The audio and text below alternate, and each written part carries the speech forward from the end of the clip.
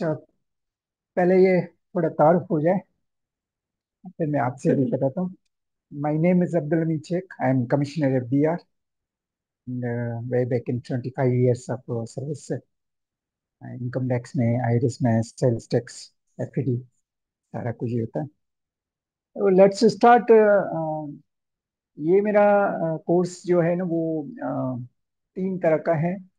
पहले major part जो हम इनकम टैक्स में पढ़ेंगे, और उसका सब्सिक्वेंट पार्ट सेल्स टैक्स होगा, और उसके साथ एफईडी, फेडरल एक्साइज ड्यूटी होती है। तो इनकम टैक्स में हम स्टार्ट ये करेंगे कि टैक्स होती क्या है, गवर्नमेंट लेती क्यों है, ठीक है, पर्पस क्या होता है इसका। मुख्तलिफ टैक्सेस होते हैं, कोई डायरेक्ट होगा, कभी इनडायरेक्ट होगा, ठीक है। कौन सी गवर्नमेंट लेती है, ये फेडरल गवर्नमेंट लेती है, प्रोविंशियल गवर्नमेंट लेती है, लोकल गवर्नमेंट लेती है, उसको मैंडेट कहाँ से मिलता है, क्यों लेते हैं यहाँ पे, ठीक है। और हम टैक्स देना चाहें तो क्यों देना चाहें, किस तरह हवाले से हैं, ठीक है। फिर हम जब मारेंगे इनकम टैक्स ऑर्डिनेंस की तरफ। ये हमारा जो किताब है। और मैं आपसे सजेस्ट ये करूंगा कि एक ये बुक आप अपनी परचेज कर लें, हर वक्त आपके साथ होनी चाहिए, ठीक है, क्योंकि ये रेडी रेफरेंस के तौर पर है।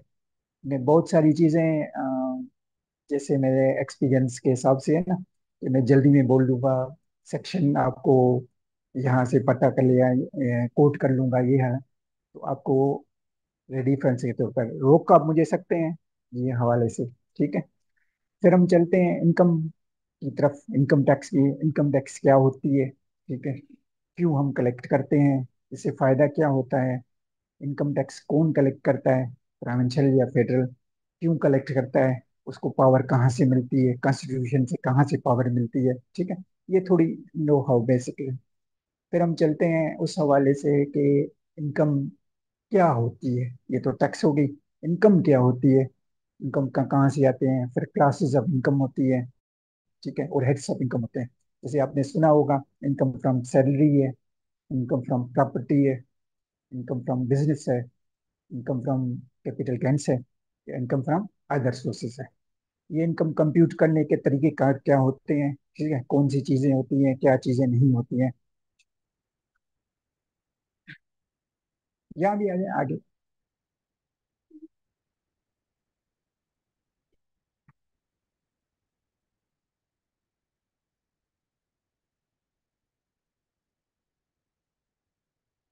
तो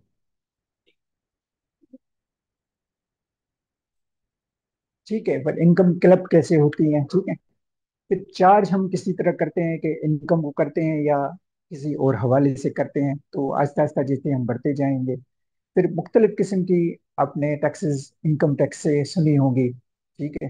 किसी को नाम सुपर टैक्स दिया गया होगा, किसी को नाम सीवीटी दिया हो गया, किसी को नाम जो है ना वो डीम्ड इनकम है, 7E का आपने सुना होगा, थोड़ी जी उनको नो है। तो वो मैं सारी सिस्टमेटिक वे से आपको बताऊंगा कि कौन सी इनकम कहाँ से आती है, किस तरह होती है, ठीक है, मुख्तलिफ तरह। फिर इनकम के बाद ये जो हम बेसिक सीखेंगे, तो फिर आता है सेकंड हमारा पोर्शन, रिटर्न्स। रिटर्न्स क्या होता है, फाइल क्यों करते हैं, रिटर्न्स के पोर्शन क्या होते हैं, रिटर्न के एनेक्जर्स क्या होते हैं, और रिटर्न में कैलकुलेशन किस तरह होती है। रिटर्न्स के बाद आती है जो आपकी टैक्स। उसमें टैक्स कितना होता है, ठीक है। टैक्स के दो मुख्तलिफ इस्काम, ब्रॉड कैटेगरीज में हम इसको दो तरह से डिवाइड करते हैं। एक एडजस्टेबल टैक्स होती है, एक फाइनल टैक्स होती है, ठीक है। एडजस्टेबल टैक्स क्या होती है और फाइनल टैक्स क्या होती है, और जब पढ़ेंगे उस हवाले से। रिटर्न के बाद डिपार्टमेंट का काम चला गया, जब हमने रिटर्न फाइल कर दिया, ठीक है, तो डिपार्टमेंट का एक्शन शुरू हो जाता है। वो आपका रिटर्न का ऑडिट करते हैं या असेसमेंट करते हैं, ठीक है। वो क्यों करते हैं, कहाँ से पावर उनको मिलती है, किस तरह की ऑडिट होती है, क्यों अमेंडमेंट करते हैं, अमेंडमेंट में क्या फर्क है, डिपार्टमेंट वो करता है। फिर आपका रिप्लाई हो जाता है कि जी, कुछ कहना चाहिए। क्वेश्चन आ गया। जी जी जी जी। माफी चाहता हूँ बीच में ना ना, कोई सर। सर क्या ये पॉसिबिलिटी है कि अगर मेरे पास किसी का शनाख्ती कार्ड हो और मोबाइल नंबर हो, तो मैं उसको फाइल बना दूं? फाइलर तो आप नहीं, उसमें शनाख्ती कार्ड के लिए उसको फाइलिंग के लिए हमें सबसे पहले जरूरत होती है उसकी रजिस्ट्रेशन की। ठीक है। रजिस्ट्रेशन तो CNIC एक यूनिक नंबर होता है, लेकिन साथ में FBR के पासवर्ड और कोड आते हैं। वो एक आपका कोड आता है। जी जी, एक मिनट, एक मिनट। ठीक है, अब मुझे बोलने देना। पासवर्ड आपका बाइफरकेट आता है, दो तरीकों से आता है। ठीक है, आधा आधा। ठीक है। आधा आपका ईमेल पे आता है, आधा आपका मोबाइल फोन पे आता है। ठीक है। अब ईमेल भी आपका है फिक्टिशियस बना दिया, और आपने उसका मोबाइल नंबर भी जो रजिस्ट्रेशन में दिया, तो पासवर्ड उस पे आ जाएगा आधा आधा। ठीक है, अब पासवर्ड उसके पास हो गया, तो आप एलिजिबल हो गए और रजिस्टर्ड पर्सन हो गए, और आप भी इनकी इनकम फाइल कर सकते हैं। पॉसिबिलिटी है, हाँ पॉसिबिलिटी है। वो तो जाहिर है, दुनिया जहान में जैसे मैं हूँ, तकरीबन 6-7 मेरे भाई हैं, बहनें हैं। ठीक है। मेरी मदर इन लॉ है। ठीक है। मेरे छोटे भाई है, उनके रिटर्न्स में भरता हूँ। ठीक है। उनके पासवर्ड सारे मेरे पास हैं। ठीक है। उनके ईमेल सारी मतलब एक मरतबा तो रजिस्ट्रेशन हो गई, तो पासवर्ड मेरे पास होते हैं, वो सारी होते हैं। जी। KYC मतलब फोन नंबर तो वही चाहिए होगा ना जिस बंदे के नाम पे रजिस्टर्ड हो। नहीं, देखिए ना, ये तरीकेकार हमारा ये होता है कि जो आप रजिस्टर करते हैं उसमें सॉफ्टवेयर पे, IRS का हमारा सॉफ्टवेयर है जिसपे आप रजिस्ट्रेशन करते हैं। जो आपने नंबर दे दिया, लेकिन पासवर्ड उसको आएगा, उस पे कोड भी आएगा। अब वो फोन नंबर जो उसकी एक्सेस में है या आपकी एक्सेस में है, वो ये नहीं लिखता कि वो यूज कौन कर रहा है। एक्सेस में जिसके होगा वो पासवर्ड उसको ट्रैक कर सकेगा। ठीक है। चलते हैं, ये सवालात आपके हो जाते हैं। पनिश करना हो और वो नॉन फाइलर फाइलर फाइल, तो फाइलर बनाने के लिए पनिशमेंट आप क्यों यूज कर रहे हैं? किसी से ग्राजित है तो उसको हम ये पेनलाइज करते हैं। नहीं, फाइलिंग से पेनलाइज कैसे करेंगे आप? रॉन्ग इन्फॉर्मेशन डाल के जब नोटिस कराएंगे, जब वो नहीं, रॉन्ग इन्फॉर्मेशन तो नहीं आएगा हो गया तो उसको रिटर्न भरने हर साल। हाँ, वो तो भरेंगे। बस क्या, नहीं नहीं बदला हो गया। ठीक है, चलो ठीक ठीक ठीक। ठीक है। फिर उसके बाद आपकी डिपार्टमेंट का एक्शन शुरू हो गया, वो आपको नोटिस देगा। ठीक है, आप इसका रिप्लाई देंगे। ठीक है, जो आप कंसल्टेंसी इसी हवाले से आए हैं, पहले तो आपका काम हो गया कि रिटर्न भरना। फिर जब रिटर्न भर गया, डिपार्टमेंट के पास चला गया। ठीक है। और वहां से नोटिस आ गया, उसका आप रिप्लाई देंगे। नोटिस का तरीका अगर क्या होता है, रिप्लाई क्या होगा, वो भी मैं सारा आपको सिखाऊंगा। फिर लास्ट में जो आपकी हो जाती है कि रिकवरी किस तरह का डिपार्टमेंट कर सकता है, किस तरह वाली से कर सकते हैं। ठीक है। और साइड में ये होती है, एक को होता है हमारा नाम आपने सुना होगा या नहीं सुना होगा, तो मैं आपको बता देता हूँ। एक विद होल्डिंग टैक्स हमारी होती है। ठीक है। वो मैं विद होल्डिंग टैक्स भी आपको बताऊंगा कि क्या चीज़ होती है, क्यों हम करते हैं विद होल्डिंग के, क्या पैरामीटर्स हैं, क्या उस हवाले से हैं। ठीक है। और लास्ट में मैं आपको पढ़ाऊंगा अपील वाली। अब जब आपने रिटर्न फाइल कर दिया, डिपार्टमेंट ने एक्शन कर दिया, अब आपके पास राइट है कि बर्थ राइट है कि उस पे ऑर्डर पे, असेसमेंट ऑर्डर पे आप अपील कर सकते हैं। ठीक है। अब अपील फाइलिंग करने का तरीका, वो तरीकेकार, वो सारा कुछ मैं आपको बताऊंगा। ठीक। अब फ्रेंकली जो भी आप बीच में सवाल पूछिएगा, मुझे कोई परेशानी नहीं होगी। ठीक है। लेकिन कोशिश मेरी यही होगी कि जो आपकी स्लाइड से जो डिस्प्ले है उसी से रिलेवेंट सवाल पूछे। ठीक है। अब मैं चीज़ एक आपको बढ़ाता हूँ, वो तो मैं जवाब नहीं दे दूंगा। ठीक है। और कोशिश करके सारा क्लास मेरे साथ चले, आहिस्ता आहिस्ता करके। और ये तो आज पहला दिन है। ठीक है। आपको सारी चीज़ें जी, हाँ, फिजिकल नहीं, फिजिकल नहीं, फिजिकल अपीयर करने हैं। नहीं, फिजिकल अपीयर तो जरूरी नहीं है।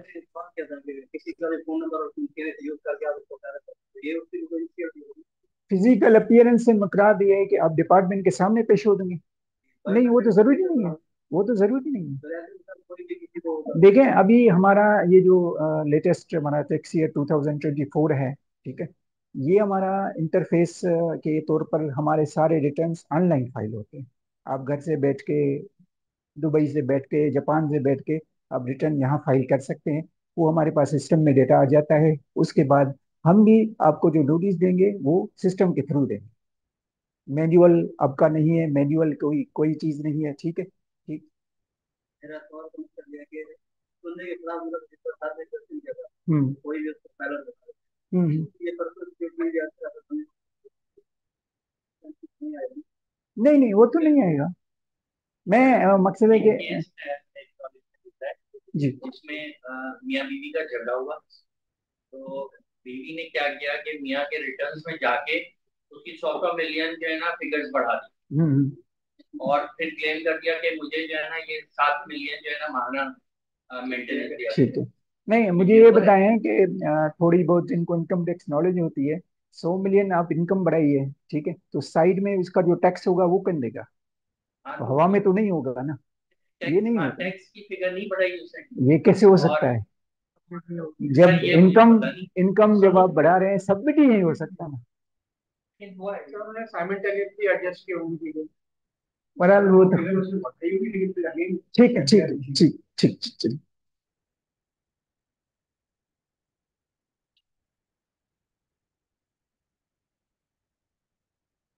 वैसे आपको टैक्स के बारे में नॉलेज क्या है? टैक्स क्या है आपके जहन में?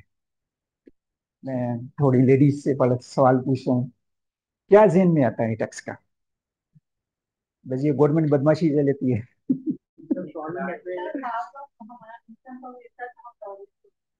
इनकम का हिस्सा। और इनकम ना हो तो फिर to run government affairs. Hmm contribution from the nation towards the economy calendar economy तो collective for the betterment of the nation, betterment of the nation, ठीक।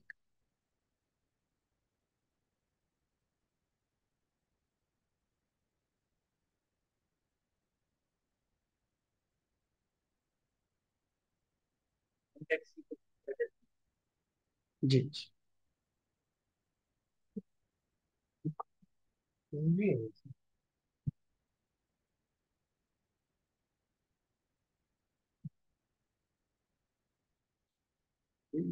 ठीक है,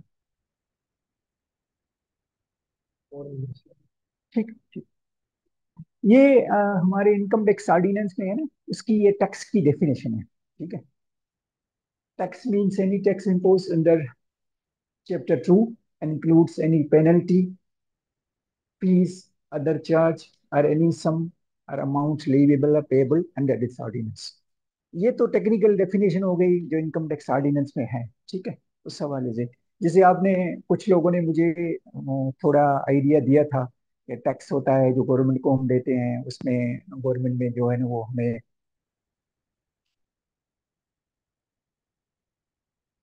ये है इकोनॉमिक डेफिनेशन।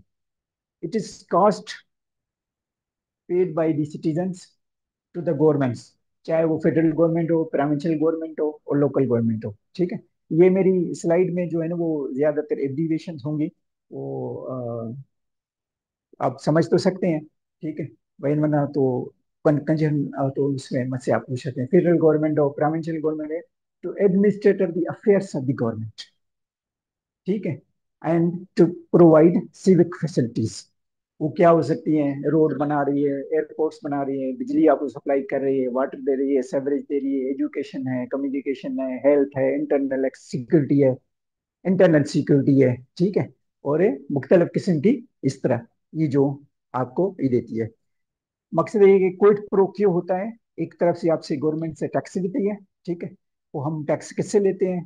ठीक है, जो वेल टू डू होते हैं, ठीक है।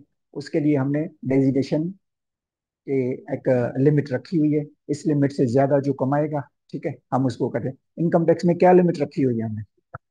6 लाख सैलरी, ठीक है। अब वो 6 लाख हो गई है दोनों की, हो जाएगी। हाँ, मैंने तो ये सुना है कि वो भी 4 लाख हो जाएंगे। नहीं नहीं, बल्कि हम ऊपर बढ़ेंगे।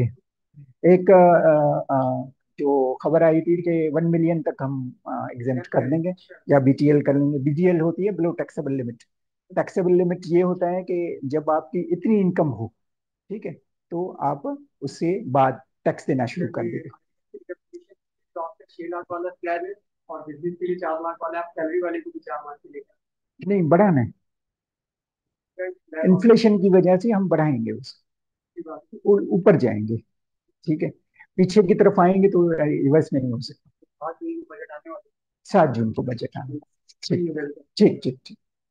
4 लाख 6 लाख सैलरी पर्सन और 4 लाख बिजनेस इंडिविजुअल छोटे कारोबार। ठीक है, तो ये जो लिमिट है, फिर उसके बाद जब आप ये इनकम अर्न करते हो, ठीक है, तो आप रिटर्न फाइल करते हो। अब्लिगेशन होता है आपके ऊपर ये जो रिटर्न फाइल करना आते हैं, चाहे वो बिजनेस से किया हो, चाहे प्रॉपर्टी से किया हो, चाहे आपने कैपिटल गेन से किया हो, चाहे अदर सोर्सेज से किया हो। ठीक है, तो फिर आपको रिटर्न भरना कंपलसरी है। ठीक है, ये आर्टिकल 77 है, जो बेसिस है हमारा कि हम टैक्स कलेक्ट करते हैं, फेडरल गवर्नमेंट या प्रोविंशियल गवर्नमेंट या लोकल गवर्नमेंट है, तो हमारा मदर जो लॉ है वो कॉन्स्टिट्यूशन है। कॉन्स्टिट्यूशन में ही पावर दी होती है। ठीक है, जो पार्लियामेंट होती है उसमें होती है जो टैक्सेशन थ्रू रिप्रेजेंटेशन। जो हमारे मुंतखब नुमाइंदे हैं, ठीक है, वो हमारे असेंबली में बैठे होते हैं, वो हमारे लिए कानून साजी करते हैं। ठीक है, और वही हमारी टैक्स कलेक्ट वहां से होती है। ठीक है, तो आर्टिकल 77 है, tax to be levied by law only, no tax shall be levied for the purpose of federation except under the authority of Majlis Shura. तो पार्लियामेंट के पास पावर है, वो आपको टैक्स लगा सकती है। ठीक है, कौन सा भी टैक्स हो, लेकिन है पार्लियामेंट को पावर। ठीक है, और प्रोविंस का टैक्स है तो प्रोविंशियल असेंबली को पावर है। लोकल का टैक्स है तो लोकल जो कराची की बल्दिया है, ठीक है, सिटी गवर्नमेंट है या कराची की बल्दिया है, उसको पावर है। ठीक है, तो हर टैक्स का स्टेजेस पे कि जिसको पावर है वो ही टैक्स लगा सकता है थ्रू ये है। तो पार्लियामेंट को हम मजलिस शुरा भी करते हैं। बदनाम जमाना जियाउल के जमाने में जो होता था, हम हर चीज उर्दू में करने की कोशिश करते हैं, लेकिन वो चली गई हम पार्लियामेंट। जी सवाल जो ये इलेक्ट्रिक में जो टैक्सेस लगेंगे वो जी प्रोविंशियल गवर्नमेंट लगाती है फेडरल गवर्नमेंट।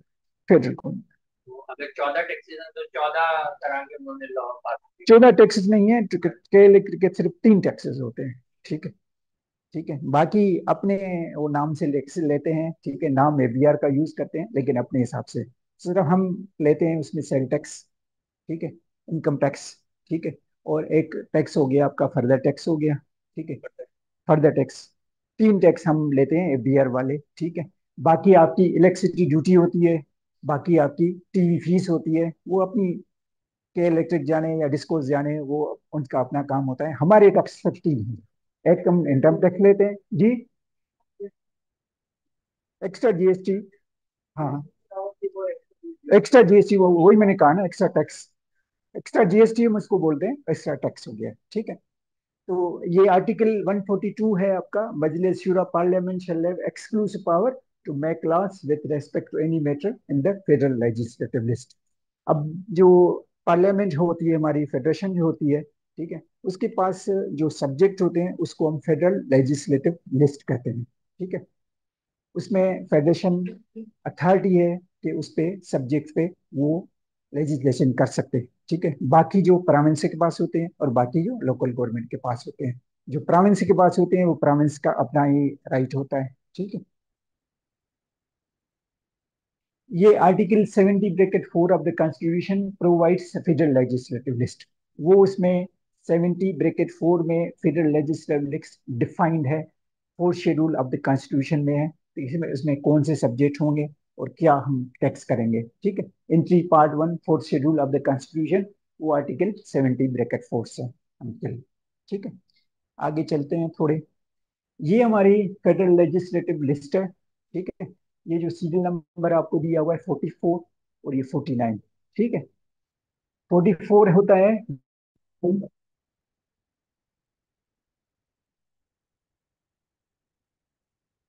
44 होता है duties of excise including duties of salt but not including duties of alcohol liquor. इससे हम फेडरल एक्साइज ड्यूटी लगाते हैं। ठीक है, ये entry number 44 of the federal legislative list है, ठीक है, इससे हम फेडरल एक्साइज ड्यूटी लगाते हैं। ये एंट्री नंबर जो 49 है, ये सेल्स टैक्स है, ठीक है। इसकी आती है tax on the sales and purchase of goods, tax on imported goods, import जब आप करते हैं तो उस पर सेल टैक्स भी लगता है। Export goods produced manufactured or consumed except sale tax on services, ठीक, ये प्रेवेंशन लेवी है, ठीक है। जब 2011 में हमारे पास ये होता था कि सेल टैक्स लगता था गुड्स पे और सर्विसेज पे, ठीक है। तो हमने बाइफरकेट किया, तो cell tax on goods federal government लगाती है, जो बीआर लगाती है, और सेल टैक्स ऑन सर्विसेज वो प्रोविंशियल गवर्नमेंट लगाती है। ये हमने 2011 में बाइफरकेट किया था, वो उनको हमने डेलीगेट किए थे कि आप अपना लॉ बनाएं। वो मैं आपको आगे चलकर पढ़ाऊंगा कि ठीक है, तो गुड्स होते क्या हैं और सर्विसेज होती क्या हैं, ठीक है, आपको जहन में क्या आ रहा है? जी जी। तो वो ये जो मैन्युफैक्चर करके बेची जाती है जो है, या सर्विसेज जो सहूलतें दी जाती है, लाइक कोई लीगल सर्विसेज होती है या हेल्थ केयर सर्विसेज होती है जी, ऑलमोस्ट यही है। देखें सिस्टमेटिक वे से पढ़ेंगे ना, गुड्स ये होती हैं जिनको आप टच कर सकते हैं, जिसकी ओनरशिप होती है, ठीक है, जो फिजिकल होती है, जो टेंजिबल होती है। आपके चार वर्ड में निकाले जिनको आप टच कर सकते हैं, जो ओनरशिप में होते हैं, जो फिजिकल होते हैं, और जिसके टेंजिबल होते हैं, ठीक है। ऑन अदर साइड सर्विसेज होती हैं वो ना टेंजिबल होती हैं, ठीक है। ये मैं आपको बैठ के टीचिंग कर रहा हूँ, ये मैं सर्विस कर रहा हूँ, ठीक है। आप मुझे इसको सर्विस को आप देख सकते हैं, आप तो मुझे देख रहे हैं, ठीक है। तो इस तरह के सर्विसेज हैं जो चार्टर्ड अकाउंटेंट है, प्रोफेशनल सर्विसेज की है जी। जी हाँ, फूड पे, जब हम फूड पे पहुंचेंगे तो मैं आपको बताऊंगा कि फूड क्या है, उस हवाले से ये कि फेडरेशन और प्रोविंसेस में जो फूड एंड फेडरेशन और प्रोविंसेस में बहुत सारी कंटेंशन है। तो जाहिर है जैसे मैंने आपको कहा था कि किस सब्जेक्ट पे फेडरेशन टैक्स करती है, किस सब्जेक्ट पे प्रोविंस टैक्स करती है। तो जाहिर है फूड पे उन्होंने जानबूझ के, मैं अल्फाज नहीं कहूंगा ये, कि कब्जा किया हुआ है, फूड पे वो टैक्स करते हैं। फूड गुड है, ठीक है, करनी फेडरेशन को चाहिए, लेकिन उन्होंने कब्जा किया हुआ है, ठीक है। तो मैं एहतियातन आपको एक वाकया सुना दूं। तो हमारे ये कहते हैं कि एफबीआर और एसआरबी, जो प्रोविंस होती है वो एसआरबी होती है और एफबीआर होती है। तो एफबीआर को कहते हैं कि वो बड़ा भाई है, उसकी बड़ी बजट है, उसकी बड़े टैक्सेस हैं, उसकी बड़े रेट हैं, ठीक है। तो वो कहते हैं बड़े भाई के होने के नाते हमें हमें छोड़ दे, ठीक जी।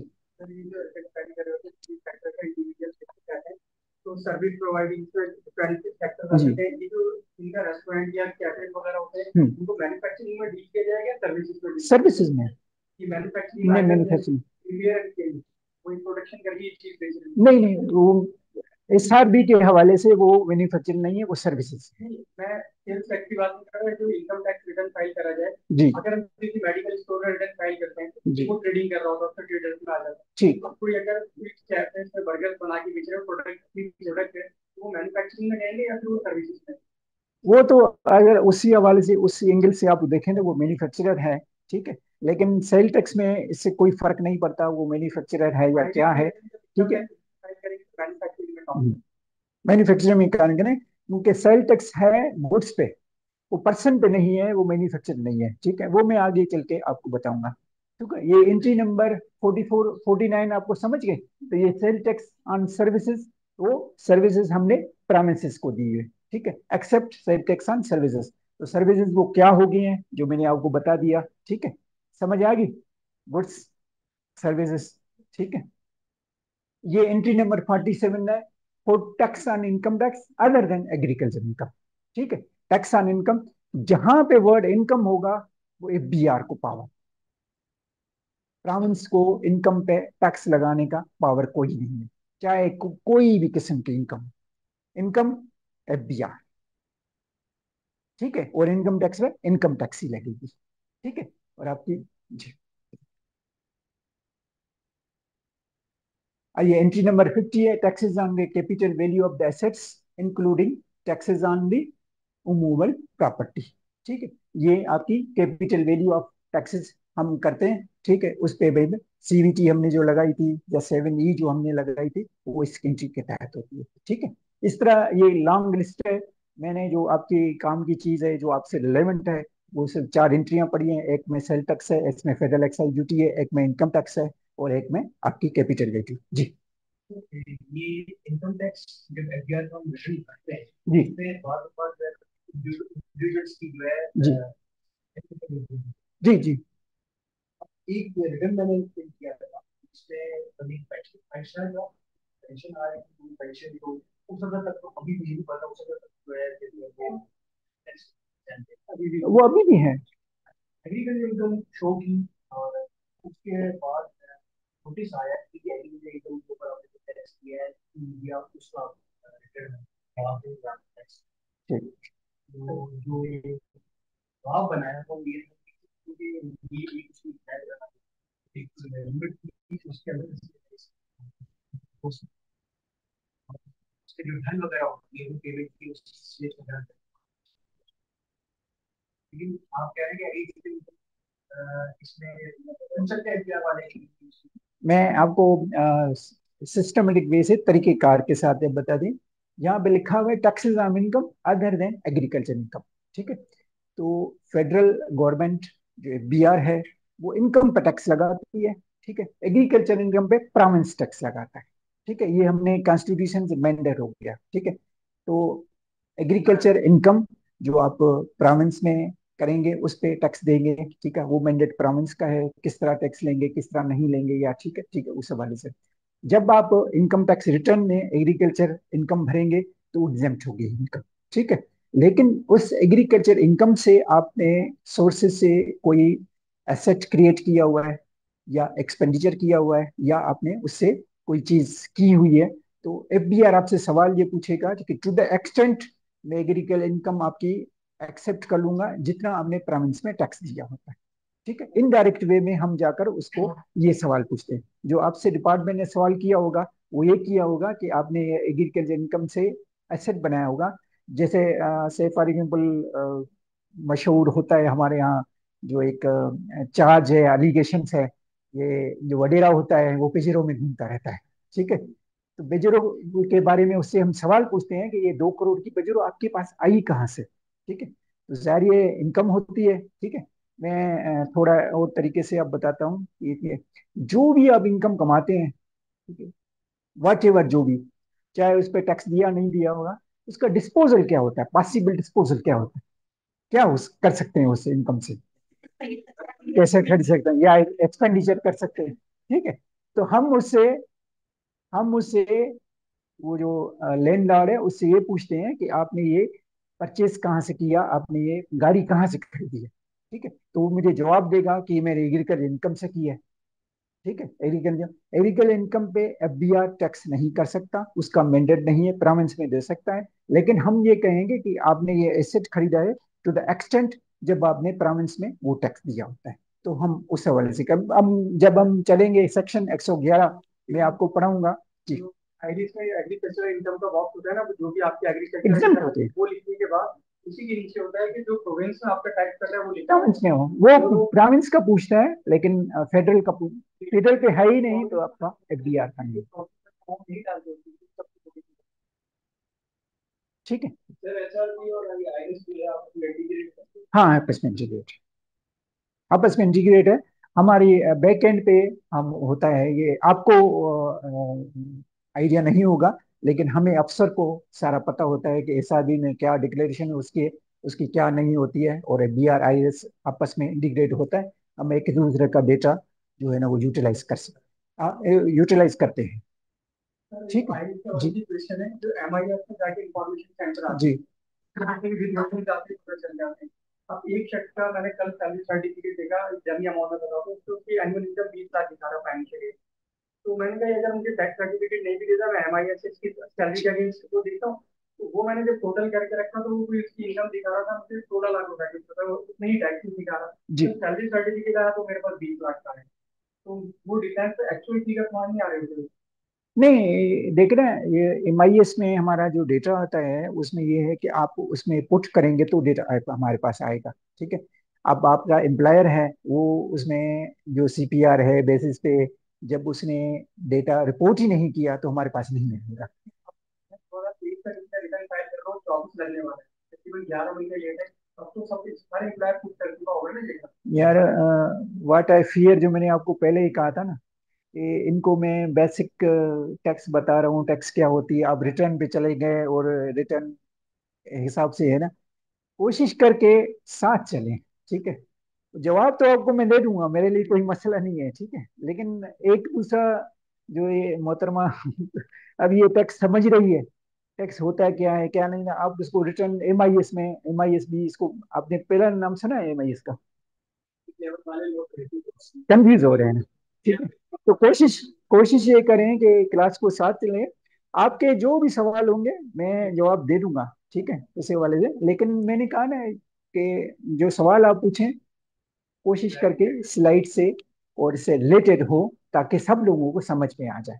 ठीक है,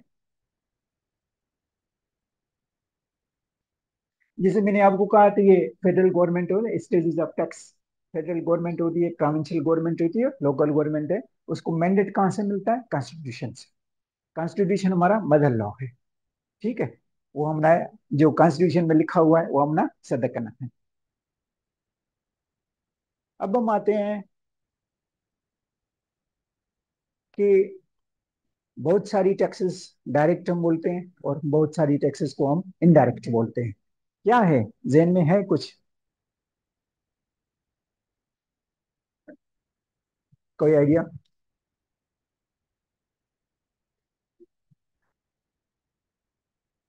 ठीक है, ठीक लेट करके है, इनकम टैक्स पे करते हैं।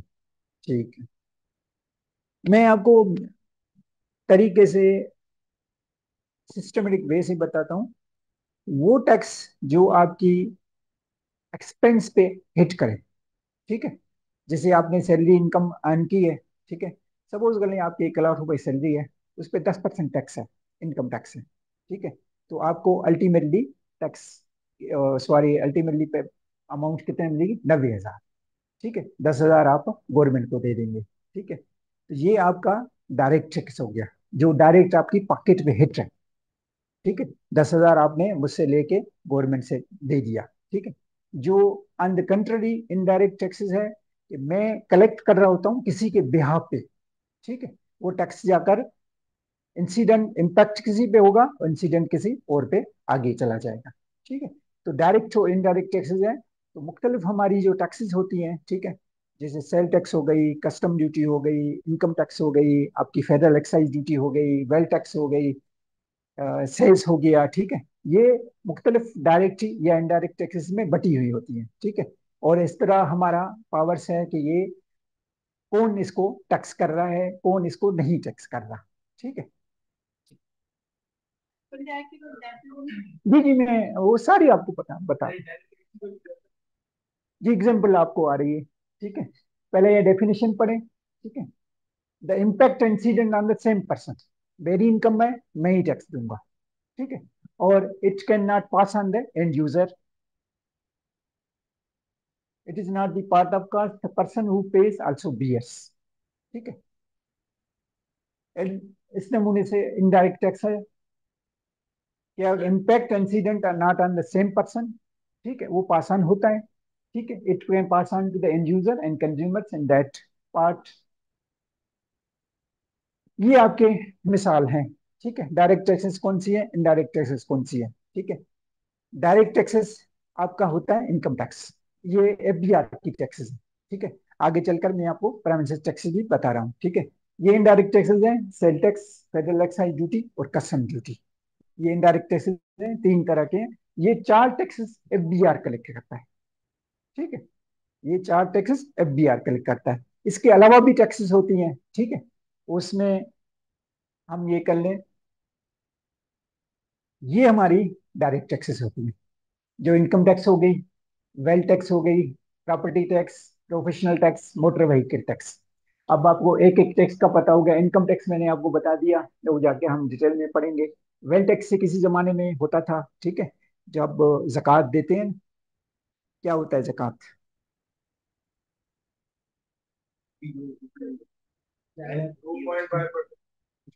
हम्म।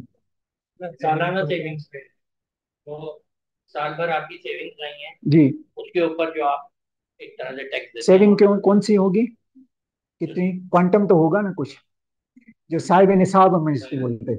साहिब निसाब क्यों, कौन होता है? 7.5 तोला सोना, साढ़े साढ़े 52 तोला चांदी, ठीक है, सिल्वर, और मवेशी वगैरह कुछ होते हैं, ठीक है।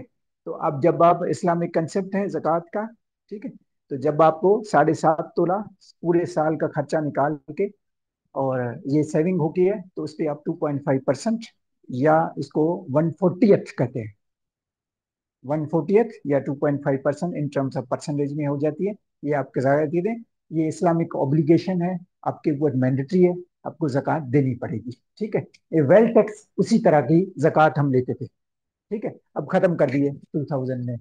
प्रॉपर्टी टैक्स क्या होती है? रेंटल जी, रेंटल इनकम से या फिर रेंटल इनकम होगी, इनकम एक एक एक करके, एक एक करके, आस्ता आस्ता। नहीं, property rental income income tax में होती है, और इनकम प्रॉपर्टी अलग है। सेविंग जो है नहीं, वो भी इनकम टैक्स है, ठीक है। ये आप होल्डर ऑफ प्रॉपर्टी है, ओनर ऑफ प्रॉपर्टी है, ठीक है। ये प्रोविंशियल गवर्नमेंट में होती है, प्रोविंशियल गवर्नमेंट आपकी प्रॉपर्टी टैक्स आपका ना साल में एक मरतबा लेती है, जो प्रॉपर्टी टैक्स होती है, ठीक है। प्रोफेशनल टैक्स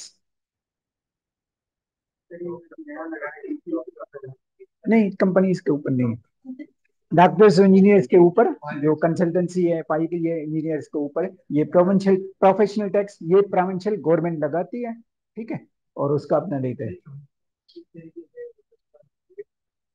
जो रजिस्टर्ड होते हैं, जैसे चार्टर्ड अकाउंटेंट हो गया, इंजीनियर हो गया, किसी एसोसिएशन के बॉडी के साथ अब रजिस्टर्ड होते हैं, तो उस पर प्रोविंशियल टैक्स, प्रोफेशनल टैक्स 500 रुपये या 1000 रुपये, या किसी का ज्यादा होता है 2000 रुपये, ठीक है, वो आपसे कलेक्ट करती है ईयरली, ठीक है, ईयरली। और मोटर व्हीकल टैक्स वो तो आपको पता होगा, ठीक है। मोटर व्हीकल टैक्स, जब आप प्रॉपर्टी, मोटर व्हीकल आपके पास ओनरशिप में होती है, तो आप motor vehicle excise and taxation department है, आप उसको, ये रिन्यू पे भी होता है, और आप जो फर्स्ट टाइम रजिस्ट्रेशन करते हो तो आपको मिल जाता है।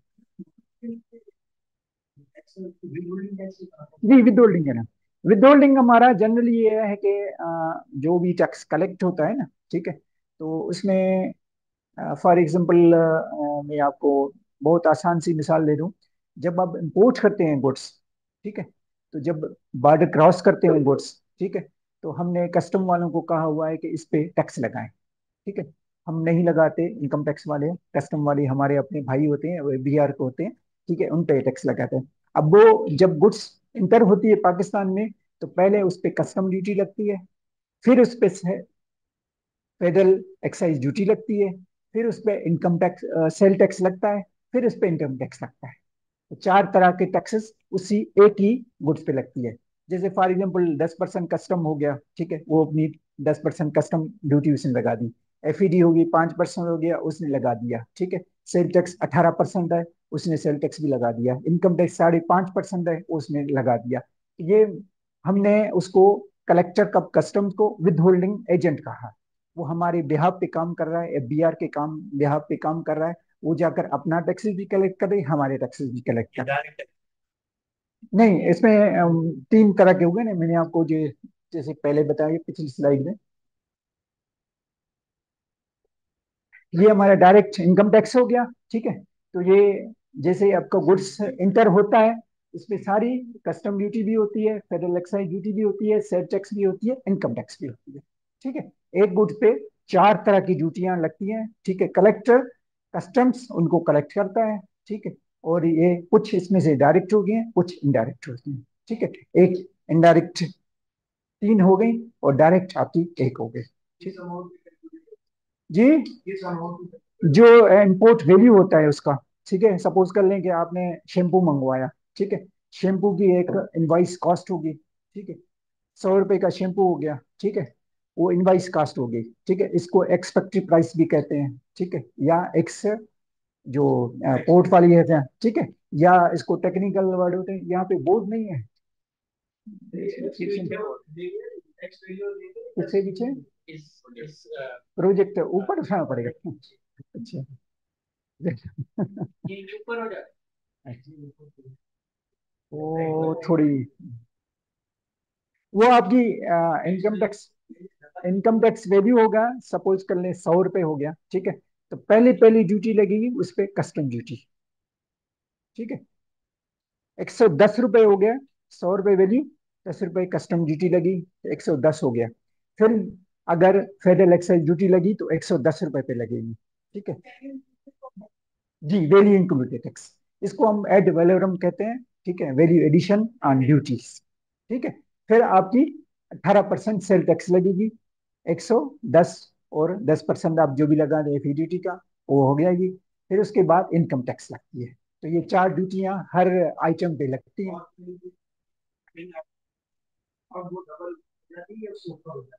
नहीं, डबल नहीं, कम होती है उससे, 170 के करीब। नहीं नहीं, 35 कस्टम ड्यूटी, 35% को फिक्स नहीं है कस्टम ड्यूटी।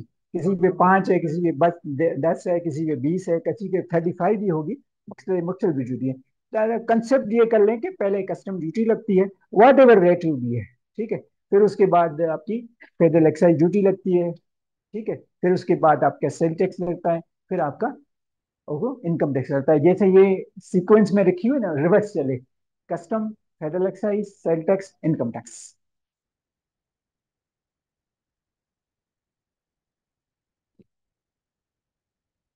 कस्टम वाले इनकम टैक्स भी काट देते जी जी, इनकम टैक्स काट लेते हैं। तो बात वहां से चली थी कि हमारे जो विदहोल्डिंग एजेंट हैं, ठीक है, हमने पूरे पाकिस्तान में इनकम टैक्स डिपार्टमेंट ने या एफबीआर ने अपने विदहोल्डिंग एजेंट बिठाए हुए हैं, ठीक है। वो जाकर हमारा काम करते हैं, टैक्स काटते हैं, ठीक है। वो विदहोल्डिंग करते हैं, ठीक है। तो विदहोल्डिंग कोई टैक्स नहीं है, ठीक है। वो या तो इनकम टैक्स होगी, या सेल टैक्स होगी, या कस्टम ड्यूटी होगी, या फेडरल एक्साइज ड्यूटी होगी, ठीक है, उस तरफ से। लेकिन कॉमन पार्लेंस में जो कॉमन मैन है, ठीक है, उसको ये कहता है विदहोल्डिंग टैक्स मेरी कट गई, ठीक है। विदहोल्डिंग टैक्स होता है, ठीक है। वो आगे चलकर हम विदहोल्डिंग में जब पहुंचेंगे तो मैं आपको थोड़ा सिस्टमेटिक वे से समझाऊंगा कि विदहोल्डिंग क्या होती है, हम क्यों करते हैं, ठीक है। हैं। तो आपका ये सेल टैक्स ऑन सर्विसेज आप मुख्तलिफ प्रोविंसेस में होते हैं, ठीक है। ये फेडरल एक्साइज ड्यूटी है, वो भी इनडायरेक्ट टैक्स होता है, ठीक है। आप कलेक्ट करते और डिपार्टमेंट को जमा करवाते हैं, या एफबीआर को जमा करवाते हैं, ठीक है। लेकिन ये टैक्स होता किसी और का है, आप सिर्फ कलेक्ट करते हैं, ठीक है। कस्टम ड्यूटी होता है, ठीक है। उसके हवाले से additional custom duty, regulatory duty. Regulatory duty क्या होती है? आरडी, इसको हम बोलते हैं।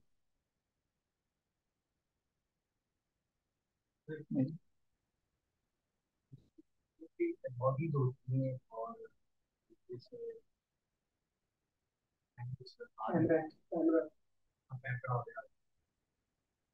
इनके ऊपर जो टैक्स वो, वैसे कस्टम ड्यूटी हम क्यों लगाते हैं? इम्पोर्ट भी लगाएंगे ना, क्यों लगाते हैं, क्या पर्पज है? To avoid import.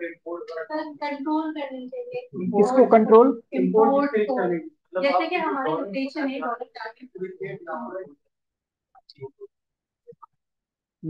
ये बढ़ा देते हैं। थोड़ा और फाइन ट्यून कर दें। To avoid import, local manufacturing को वो support करने के लिए। ये चीज, लोकल मैन्युफैक्चरिंग को प्रोटेक्शन देने के लिए, ठीक है। आपने सुना होगा कि यहाँ पे लोकल एक अगर गाड़ी बनती है, ठीक है, वो 5 लाख रुपए की है, ठीक है। इम्पोर्ट अगर आपकी गाड़ी आ जाती है 4 लाख रुपए पे आ जाती है, तो आप प्रेफर किसको करेंगे? एज अ नेशन हम प्रेफर करेंगे इम्पोर्टेड को, ठीक है। लेकिन इम्पोर्टेड को मैं फिर ड्यूटी लगा के बढ़ा दूंगा, तो वो 6 लाख की बन जाएगी। वैसे तो उसका प्राइस वही होगी जो आईटीबी मैंने बोला, इम्पोर्ट वैल्यू होगी इसकी, ठीक है। जो 2 लाख रुपए ऊपर से मैंने कस्टम ड्यूटी लगाई है उसके ऊपर, तो वो कॉम्पिटेटिव एज में आ जाएगी और वो बड़ी हो जाएगी। तो फिर मैं कोशिश कर लूंगा, फिर भी अफोर्ड जो करते हैं वो इम्पोर्टेड करते हैं, ठीक है, लेकिन कंपटीशन हाँ, बजट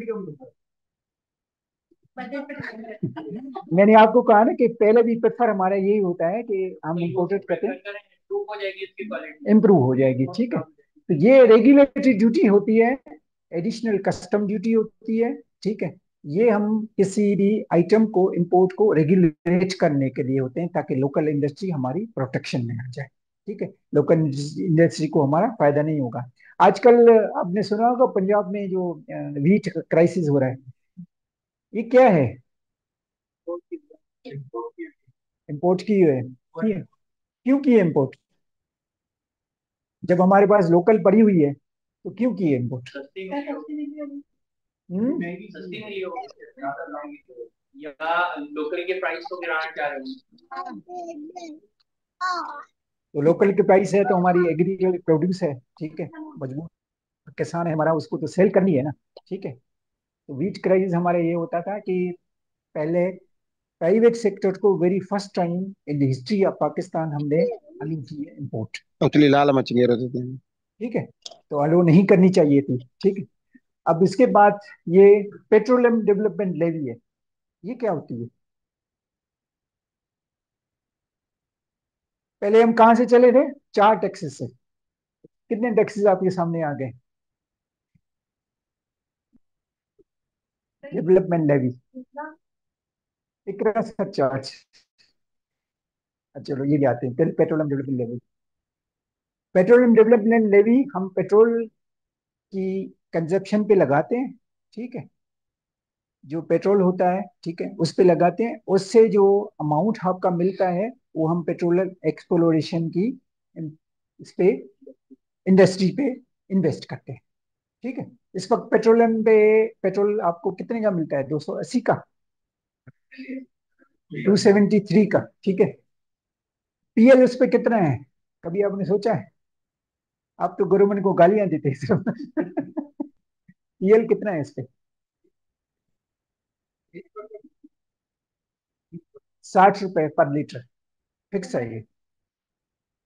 60 रुपए पीएल है हमारा। तो सेल टैक्स कितना है? 18%। ठीक है, तो पेट्रोलियम डेवलपमेंट लेवी जी, किस पे? टैक्सेस हमारे ये दो हैं, टैक्सेस हमारे ये दो हैं। बाकी जो है ना वो, नहीं, गुंडा टैक्स नहीं है, वो टैक्स नहीं है। बाकी अपनी ओगरा लेती है जो भी है सवाल से। जी, पेट्रोलियम के भी होंगे अपने प्राइवेट टैक्सी हो जाए। नहीं, ये पेट्रोलियम का एफबीआर कलेक्ट करती है। ठीक है, वो मिनिस्ट्री को देती है, मिनिस्ट्री ऑफ पेट्रोलियम को। वो पेट्रोलियम फिर यूटिलाइज करती है ऑयल एक्सप्लोरेशन की बिजनेस के एक्सपेंशन के लिए, करेक्ट, एफबीआर करती है। ठीक है, ये इनबिल्ट होता है। जो पेट्रोल की 273 रुपी प्राइस है ना, उसमें 60 रुपए ये पेट्रोलियम ले रही है। रेट कौन डिसाइड करता है? ओग्रा, जो है ना वो क्या कहते हैं, oil and gas regulatory authority, OGRA. ये हर 15 दिन के बाद जो आती है ना समरी आती है ओग्रा से, मिनिस्ट्री ऑफ फाइनेंस में जाती है। मिनिस्ट्री ऑफ फाइनेंस इस पे फिर जो रेट डिसाइड करता है। ठीक है, और प्राइम मिनिस्टर इसको अप्रूवल देता है। वो हर फोर्टनाइट को, हर 15 को, हर पहली को, ठीक है, फिर आपको रेट डिसाइड करती है। ठीक है, उस पे ये टैक्सेस भी होते हैं और अपनी इनकी प्राइस भी होती है। प्राइस मैकेनिज्म इसकी वर्कआउट करती है, सारी कास्ट इंक्लूड होती है। मकसद ये कंज्यूमर प्राइस है। कंज्यूमर प्राइस हम ये कहते हैं कि अल्टीमेटली ये कंज्यूमर को कितने में पड़ेगा। ठीक है, तो वो 273 है जो आप पेट्रोल पंप से पेट्रोल भराते हैं, वो 273 होती है। इस पे बैक एंड पे जाए तो आपकी पेट्रोल होती है, सेल टैक्स होती है, मुख्तलिफ किस्म की टैक्सेस होती हैं। ठीक है, कुछ ओगरा लेती है, कुछ एफबीआर लेती है, जो भी जिसका मकसद होता है उस हवाले से। ठीक है, इकरा सरचार्ज, इकरा वर्ड क्या है, नाम क्या है? पढ़ो, कुरान की पहली आयत क्या नाजिल हुई थी? इकरा बिस्म रब्बकल लजी। ठीक है, क्यों नाजिल हुई थी ये? हज़रत सल्लल्लाहु अलैहि वसल्लम को हमने, जिब्राइल ने ये कहा था कि पढ़ो। ठीक है, इकरा सरचार्ज हम लगाते हैं, सरचार्ज लगाते हैं ऊपर, सरचार्ज ऊपर। ठीक है, तो एडिशनल ये है कि कस्टम ड्यूटी के साथ लगाते हैं। जो इससे हमारा पैसा आएगा हम उसको तालीम बालगान के ऊपर खर्चा करते हैं। तालीम बालगान कौन होती है? बड़ी उम्र होती है। ठीक है, जो 18 ईयर्स ओल्ड एंड अबो होते हैं, ठीक है, उस पे हम, जो आपने किसी जमाने में सुना, आप तो बहुत छोटे होंगे, आपको याद होगा मोहम्मद खान जो जो तुम्हारा प्राइम मिनिस्टर होता था, उसने तालीम बालगान शुरू किया था। ठीक है, शाम के स्कूल होते थे, ये होते थे। अब हंस क्यों रही है? ठीक है। हाँ, ये भी तालीम बालगान है, ठीक है, लेकिन आप अपने सोर्सेज से पढ़े हैं, ठीक है, गवर्नमेंट आपको नहीं पढ़ा रही। ठीक है। सर रेगुलेटरी ड्यूटी में क्या क्या आपने बताया था? रेगुलेटरी ड्यूटी प्रोटेक्ट, जो आपकी लोकल इंडस्ट्री है लोकल उस पे इंडस्ट्री को प्रोटेक्ट करना। रेगुलेट करने के लिए कि ये इंपोर्ट करें, ये इंपोर्ट ना करें, ठीक है, क्योंकि जाहिर ये, जो आप इनकम, जो आप मकसद है कि उसकी वैल्यू बढ़ा देंगे, ठीक है, तो वो ड्यूटी एंड टैक्सेस से बढ़ाते हैं, ठीक है, उसकी प्राइस तो वही है कि चाइना से जो भी माल आता है, ठीक है, आजकल तो सारा माल चाइना से आता है। मिसाल देते हैं, वो तो नहीं नहीं, ओगरा, ओगरा किया है। ओगरा, पेमरा क्या है? पेमरा हमारा इलेक्ट्रॉनिक मीडिया रेगुलेटरी अथॉरिटी है, Pakistan electronic media regulatory authority. ठीक है। चले, अब बाकी आगे क्या है यार, ये थोड़ा ऊपर की जो स्लाइड है ना, वो टाइटल सबकी है ना, तो ये खत्म कैसे करेंगे इसको? ऊपर कुछ ऑप्शन आ रहे हैं। टाइटल जो है ना, वो टाइटल साइड है यार, ये ज्यादातर मेरी ये नहीं डिस्प्ले करना, इसको नीचे ले आएं।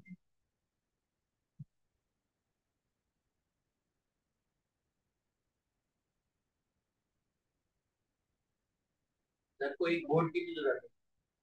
बोर्ड बैक साइड पे। नहीं तो वो एक स्टैंडिंग बोर्ड भी अरेंज कर दो। ओके सर, कर देंगे।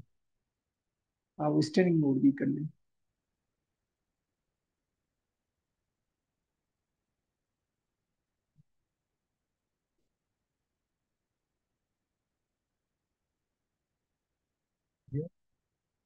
ये इसके आगे और आगे करते हैं, और आगे।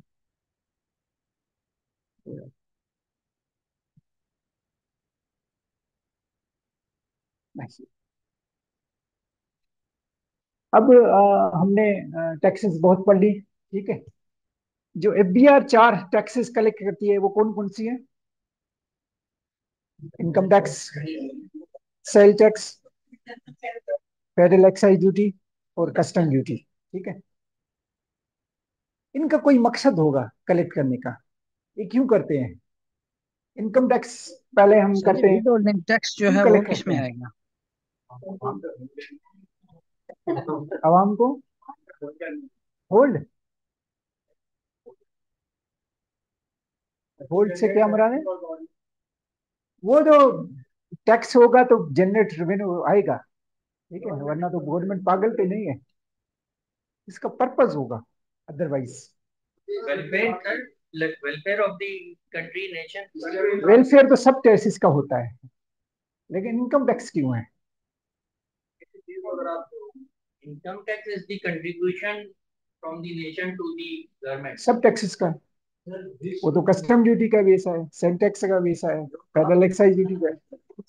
हमारी कास्ट लगी है, वो कास्ट में ड्रामा हो रहा है, गवर्नमेंट को चीजें बना के ताकि उसके ऊपर जो कास्ट है वो कास्ट में इसके ऊपर protect वो तो सब पे लगती है, तो सब टैक्स करे। है। इनकम टैक्स का क्या पर्पज है? हम्म, क्या क्या पर्पज है? इनकम टैक्स, हाँ, इनकम टैक्स नहीं सर, जो लोग कम कमा रहे हैं उनको मुनासिब तरीके से इवैल्यूएट किया जा सके, गवर्नमेंट उनको कॉम्पनसेट कर ये सके। डायरेक्ट टैक्स होता है, ठीक है, आप ज्यादा कमा रहे हो, आपसे पैसे लेके और गरीब को देने। मैं आपकी समझ गया, आपकी बात। मैं आपकी बात समझ गया, लेकिन सर जी, इसके लेकिन अलावा जो पर्पज यही है, बड़े प्रोजेक्ट होते हैं ना, उसमें भी तो ये जो है वो जनरली है कि कंट्रीब्यूशन होती है। जनरेट रेवेन्यू तो एवरी टैक्स का होता है, ठीक है, वो यार ये टैक्स लगाते हैं तो हमारा रेवेन्यू आता है, ठीक है, एफबीआर लगाता है तो एफबीआर का रेवेन्यू आता है, ठीक है, फॉरेन टैक्सेस, यही कि डिस्ट्रीब्यूशन ऑफ वेल्थ है, इनकम है, ठीक है, मेरी इनकम ज्यादा है, ज्यादा टैक्स मुझे लगेगा, ठीक है, 6 लाख रुपए टैक्स कितना है, 0, 10 लाख रुपए पे टैक्स कितना है, 5% है, 20 लाख रुपए पे कितना है, अंदाजन पूछ रहा हूँ, 12.5, जैसे जैसे आप इनकम बढ़ती जाएगी, जैसे जैसे आपका टैक्स बढ़ता जाएगा, रेट ऑफ टैक्स बढ़ता जाएगा, ठीक है, अल्टीमेटली ये पर्पज, ये बेस पे, ये बेस पे एनुअल इनकम पे, ठीक है, जितना जितना आपका इनकम बढ़ती जाती है उतना उतना हम स्लैब रेट बढ़ाते जाते हैं, ठीक है, पर्पज ये होता है कि हमारा, हम जो ज्यादा कमा रहे हैं उनसे ज्यादा टैक्स ले लें और जो गरीब हैं उन पे खर्चा करें। हाँ, ठीक है, तो इनकम टैक्स का ये पर्पज होता है, और इनकम टैक्स का दूसरा पर्पज भी ये होता है कि वो आपकी फिस्कल पॉलिसी को डिसाइड करती है। फिस्कल पॉलिसी क्या होती है कि किसी इंडस्ट्रीज को हम इंकरेज करते हैं, किसी इंडस्ट्री को हम डिस्करेज करते हैं, ठीक है, जिसको हम डिस्करेज करते हैं उस पर टैक्स ज्यादा लगाते हैं और जिसको इंकरेज करते हैं उस पर टैक्स कम करते हैं, ठीक है, तो मुख्तलिफ किस्म की है। आपने सुना होगा मशहूर जमाना है हमारी ये हब इंडस्ट्रियल एरिया है, ठीक है, जब आप इंडस्ट्रीज पे लगाएंगे तो आपको इनकम टैक्स की हॉलीडे देगी, ठीक है, जो गद्दून हॉलीडे, इनकम टैक्स नहीं लगाएगी आपके ऊपर।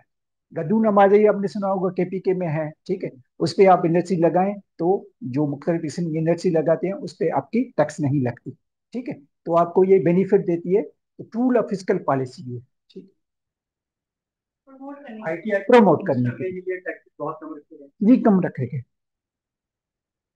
Is a tool of fiscal policy. हम सर्टेन इंडस्ट्रीज को इनकरेज करते हैं और सर्टेन को डिस्करेज करते हैं, जिसको इनकरेज करते हैं उस पर टैक्सेस कम कर देते हैं, जिसको हम डिस्करेज करते हैं उस पर टैक्सेस ज्यादा कर देते हैं, ठीक है, या किसी पे टैक्स नहीं लगाते हैं, ठीक है, वो पहला वाला ये हो गया कि इनकम टैक्स का ये पर्पस होता है, ठीक है, मैंने आपको पहले भी बताया कि इनकम टैक्स पाकिस्तान में जब इनकम होगी तो एफबीआर टैक्स लगाए, किसी और प्रोविंस को, किसी और लोकल अथॉरिटी को, किसी और एजेंसी को कोई ताल्लुक ही नहीं है, सवाए किसके, एग्रीकल्चर इनकम, वो प्रोविंस में लगाती है, ठीक है, आपने मुझसे सवाल नहीं पूछा कि एग्रीकल्चर को प्रोविंस क्यों लगाता है।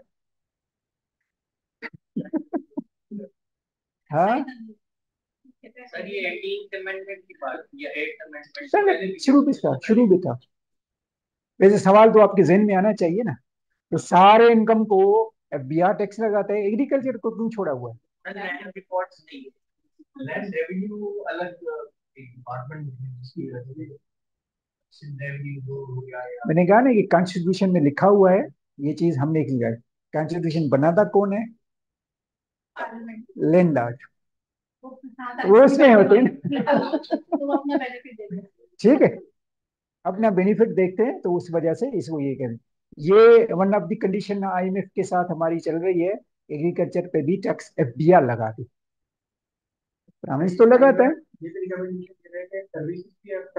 हाँ वो भी सारी है, वो आईएमएफ रिकमेंडेशन उसकी ये दे रही है, उसके पीछे पर्पज ये है कि ईज ऑफ डूइंग बिजनेस हो, ठीक है, जैसे मैंने आपको कहा थे सेल टैक्स ऑन सर्विसेज के 4 लॉज हैं मुख्तलिफ प्रोविंस में, ठीक है, एक एफबीआर का है, ठीक है, इनकम टैक्स का है, एक सेल टैक्स का हो गया, तो एक आदमी को 6 रिटर्न भरने पड़ते हैं, जिसकी बिजनेस है, सपोज कर लेंगे टीसीएस है, ठीक है, वो गुड्स भी बेचता है, सर्विसेज भी देता है, इनकम भी का भी रिटर्न भरेगा, तो अगर वो गुड्स सॉरी सर्विसेज पंजाब में देगा तो पंजाब का, केपी में देगा तो केपी का रिटर्न भरेगा, ठीक है, केपी का रिटर्न सर्विसेज वाला, जो सिंध में देगा वो सिंध का रिटर्न भी भरेगा,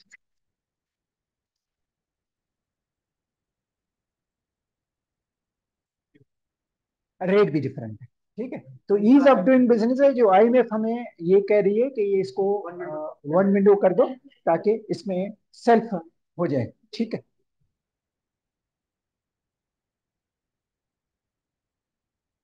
हाँ ये मैंने आपको थोड़ा आइडिया बता दिया था, कस्टम ड्यूटी हम क्यों लगाते हैं, हाँ कंट्रोल करने, वो लोकल मैन्युफैक्चरिंग इंडस्ट्री। ठीक है।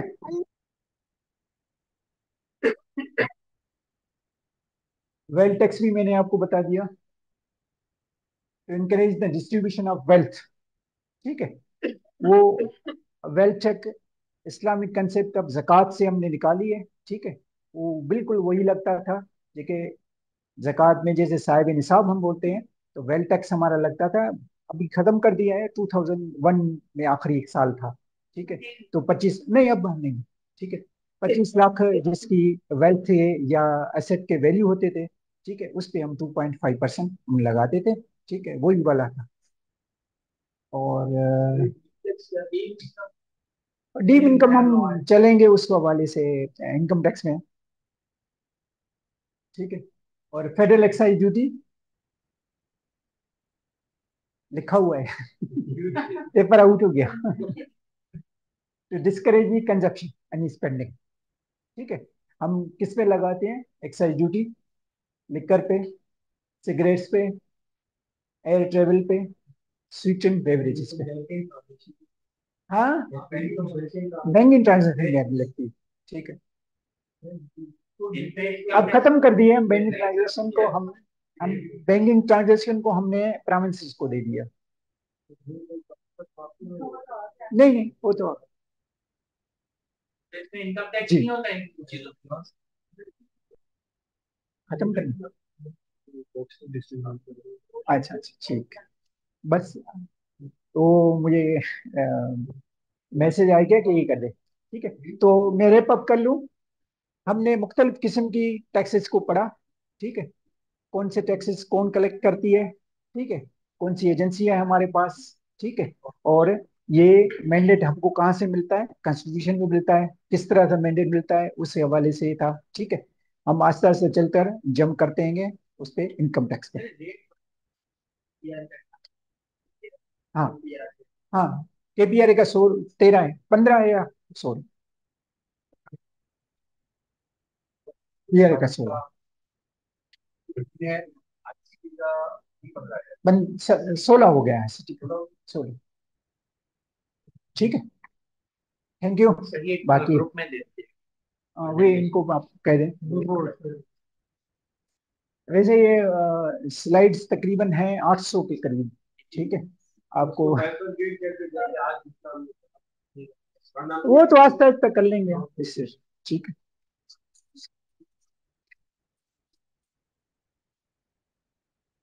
अब आपको मैंने कहा कि कोशिश करते हैं आपके साथ।